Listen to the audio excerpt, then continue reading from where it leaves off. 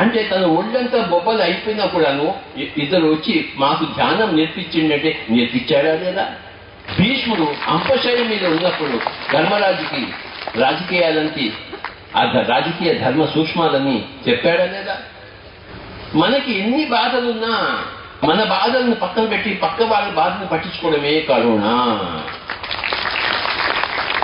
యేసు ప్రభువుని మేకులు వేసి కొట్టారు. అప్పుడు ఏం చెప్పాడు?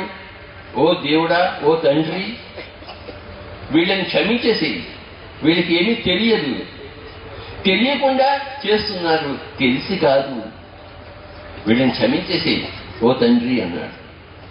తన బాధలు తనకు లేవు.